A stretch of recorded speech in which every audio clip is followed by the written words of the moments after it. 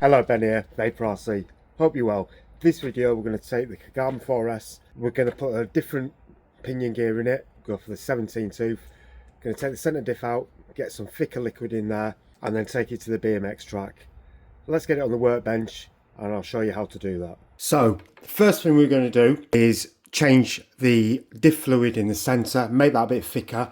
That should hopefully help it rotate in the air. And then I'm also going to put in the bigger tooth pinion. I'm going to put the 17 in, just see how it goes. Just give it a test and see how it does. But if you buy this truck and you don't want to change the pinion, but you do want it to backflip, then it's either going to be the tyres you change. You could try thickening up the actual centre diff and keeping the stock tyres, and that may work. If not, you know, definitely some tyres that balloon a bit more. But if you're not bothered about it backflipping, then I'd leave it as it is. It's perfect as it is, just for general bashing. But I want to see where we can take this truck. So I'm going to change the centre diff, put some thick fluid in there. I'm just going to put some 500,000 in there, and I'm going to put a 17 tooth pinion in.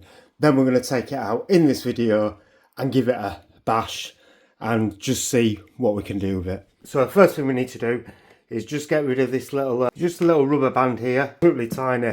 Not too keen on this, just a little nut would be better on here, I think, but it is what it is. But yeah, just make sure you put that somewhere safe. That is absolutely tiny. And then you just push this out and that pin comes out and you can move that totally out of the way. Brace out completely to getting your centre diff. So the first one we need to take out is these two screws here. Then we need to take out these two screws here and these two back screws here. And then that just lifts straight out like that. Once you remove that centre brace, it's dead easy now to get into the centre diff. Just got 1, 2, 3, 4 screws. So the whole unit will now just lift straight out. So now you should better just pull this centre diff straight out. It takes a little bit of taking out the dry dog bones back a little bit, but it will come out all in one. And there we have your centre diff. And it does feel, actually, to be totally honest with you, quite loose. So I don't think there's very thick liquid in. I don't think there's very thick diff oil in there, to be fair. We'll open this up and we'll fill this up with some 500,000. Definitely thicken that up. Let's get this opened up. You can directly replace this with the 6S alloy centre diff as well. So we do have a gasket in there, so it is oil filled. To be fair, there is quite a bit of liquid in there, but like I said, I'm going to put some thicker liquid in here. So this liquid I'm going to use is 500,000, 500,000, just Corally RC silicone oil. So there we are, you can see it's quite a lot thicker. Obviously, I've topped up what was already there, and what was already there looked around 50, 60,000. So adding 500,000 to that is not going to actually be 500,000, but it's going to be a lot thicker than what it was. Now I'll get this back together. Hand tying to finish it off. Yeah, it feels a lot stiffer now. Now before we put the diff back in, we'll change the pinion over. And because we have to change the hole that it goes through for a different size pinion, unfortunately, we do have to take the motor mount out from underneath because it's not a sliding motor mount. To be fair, I think they could have fitted in just the standard sliding motor mount into this from the 6S because the centre diff is exactly the same fitting. So personally, I think that would have been nice to be able to just do that, but we can't, so we're going to have to undo it from the bottom, take it out fully, but it's dead easy then once you've done that. So it's just these two screws here, and just be careful with these because they probably will be Loctited, and when you put it back in, I would Loctite on these as well. So there we are, and as you can see here, you've got your different settings. So at the moment we've got the 13 tooth pinion in, and all you do is undo these, and then you go into you got the 15 tooth, and then you got the 17 tooth. So it's dead easy to change that in that sense. You don't have to worry about meshing it up. One of the nice things about Corally though, they do use 3mm bolts to actually on the motor mount, which is really good. So the chance of you stripping these is very unlikely. And that's the pinion off. And just remember as well, when you're putting the new pinion on, to put this on first and then put your pinion on afterwards. And it's a 5mm shaft on there. Now on the motor mount, it doesn't actually tell you, hasn't got the numbers written on here, but if you remember where you've taken it out, so that's the 13, the middle one's a 15, and this one's the actual 17. But the great thing about Corally is they do one-page manuals. I'll put a couple of links up now just to show you what I mean. So if you wanted to do one thing, just change the diffs or just or do your shocks, something like that, they have these great one-page manuals which you can download from their website, and like I said, I'll put a link up to that now. So here we have the 17 tooth and this is the 15 tooth, so you can see they're quite a little bit bigger. It's quite clever how they've done this though, so when you're using the correct holes, it will only line up one way so you can get it correct, if that makes sense. So obviously I need in this hole here and in the opposite side hole there. That should line up then correctly for the 17 tooth pinion. Sure, these are cranked down as tight as you can get. Just make sure that they don't back out.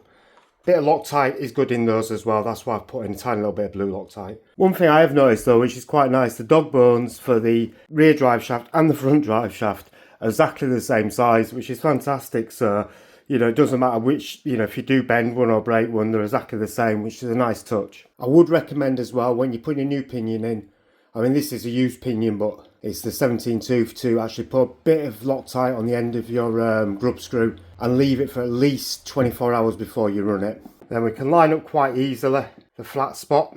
Got a little groove here on the motor mount where you can get your screwdriver in and really just crank down on that. And there we go, that's fitted in there nicely. And then what I'll do is just test fit your spur gear. And it seems pretty good actually. I mean, for me that's a little bit loose. I'd probably have my mesh a little bit tighter than that, but because it's not a sliding, you have no choice. But pretty much on the centre of the actual spur gear. And there we go. And the good thing about doing this is it's easy now to get this actual centre diff back in while it's unscrewed from the bottom. Definitely worth doing at this point. And don't forget to put your dog bones back in. I've done that before. And there we go. That's all back in there. So all I need to do now is get this screwed in from the bottom, get this screwed in from the top, and we're all ready to go.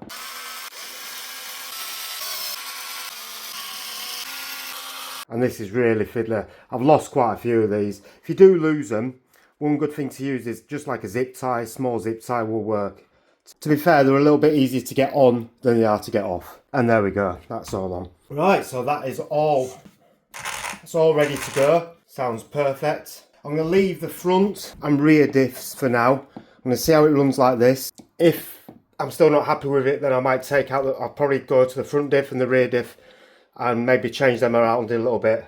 But for now, we're just going to stick to changing the centre diff and the pinion and see how we go. I would also say as well, if you're taking your car out after maybe 2 or 3 runs, even after just each run, just go around, just check your screws, check that everything's still nice and tight, check if there's any play anywhere, just keep an eye on your bearings, things like that. It's just always good maintenance. The more you check your car and the more maintenance you do, the less likely you're going to have issues, to be totally honest with you. Obviously, if you land badly, you're always going to break something.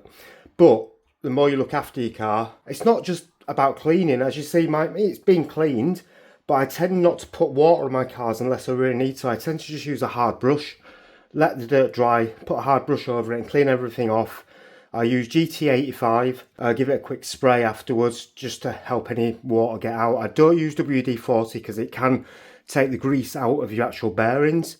And then every probably 2 or 3 months, just go around, check all your bearings are all right, change them if you need to. Things like that, your car will last a lot longer and less likely to go wrong. Because what can happen sometimes is if a bearing goes or a diff goes, it will cause other issues. So if you have a bearing go, say in the rear here on the diff, it's not just if the bearing goes and collapses or expands or breaks, then that could damage your diff, your rear diff. It could even damage your centre diff. So it's always worth doing those little checks. Like I say, it's not about your car being spotlessly clean. It's about your car just running well, being well greased, your diffs maintained, your shocks maintained, and your bearings maintained. And the car will probably look after you. The better your bearings are running, the less pressure it puts on your motor, the less pressure it puts on your ESC. So things like that are really worth doing. But yeah, let's take this out now. We'll get to the BMX track and let's see, this is just going to be mental, I just know it. But it is what it is. It's, you know, it's geared for 13 tooth, 15 tooth and 17 tooth. I had fun with it on the 13 tooth pinion. Let's see what he does on the 17 tooth. I'm also going to put the punch up on the ESC to full. I'm also going to put the ESC up to 7.4 volts, which will quicken up the actual servo as well. And let's just see how this goes. Kagama 4, and that's it compared to the Kagama 6. So it's a fair little bit smaller, running the 4 CNHL battery and with a 17 tooth pinion. Let's see what you can do. Whoa!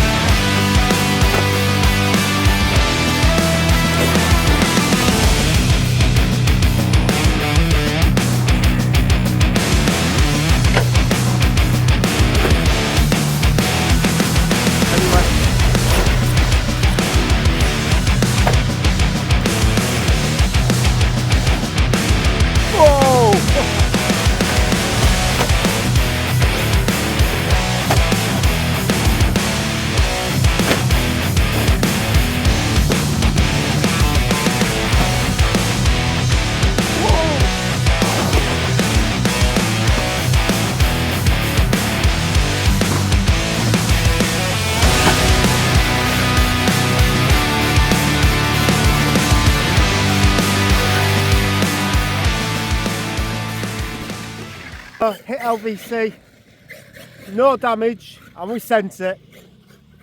So we got it back from the track, and yes, the 17 tooth pinion, we did get a backflip, which was absolutely fantastic, but not really happy with how it's running with that 17 tooth, to be totally honest with you. So in the next video, I think what I'm going to do is put a 15 tooth pinion in it and put a million diff fluid in the center, and I think that should just make it backflip on demand, but still give it that kind of burst. With the 17 tooth pinion, yes, the top speed's better, but it just kind of loses that burst to it. But as you can see, the body, everything has held up really well. No cracks again. It did take a few tumbles, especially off those big jumps. Inside, as you can see, all looking good. She needs a little bit of a clean, and it's all good to go. So yeah, so far so good. I'm really impressed with this RC so far. Hope you enjoyed this video. Please don't forget to put them thumbs up and subscribe if you're not already, and if you like this video, then watch one of these videos up here. Thank you, and again, happy RCing.